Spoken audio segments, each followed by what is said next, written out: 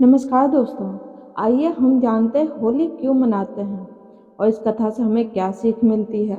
होलिका दहन भक्त प्रहलाद की याद में मनाया जाता है। आओ जानते हैं भक्त प्रहलाद की कथा।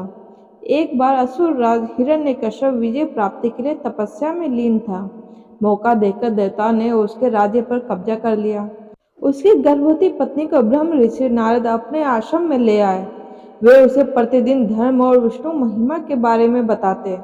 यह ज्ञान गर्भ में पल रहे पुत्र प्रहलाद ने भी प्राप्त किया। बाद में असुरराज ने ब्रह्मा के वरदान से तीनों लोकों पर विजय प्राप्त कर ली, तो रानी उसके पास आई। वहां प्रहलाद का जन्म हुआ। बाल्य अवस्था में पहुंचकर प्रहलाद ने विष्णु भक्ति शुरू कर दी।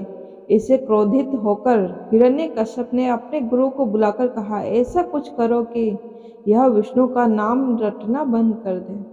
गुरु ने बहुत कोशिश की, किंतु वे असफल रहे। तब असुरराज ने अपने पुत्र की हत्या का आदेश दे दिया। उसे विष दिया गया। उस पर तलवार से प्रहार किया गया। विषधरों के सामने छोड़ा गया। हाथियों के पैरों तले कुचलवाना चाहा।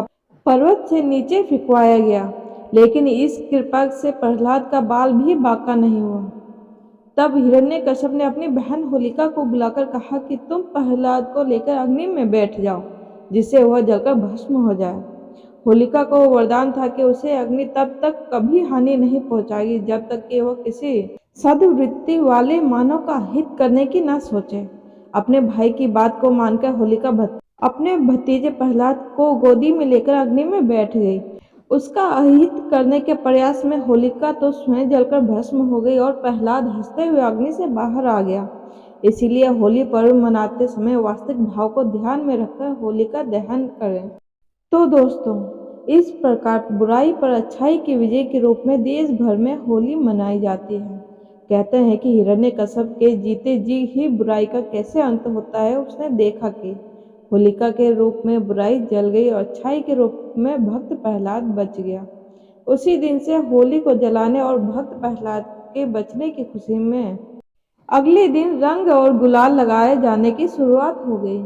इसीलिए गुलाल लगाने से पहले होलिका दहन का रिवाज बन चुका है।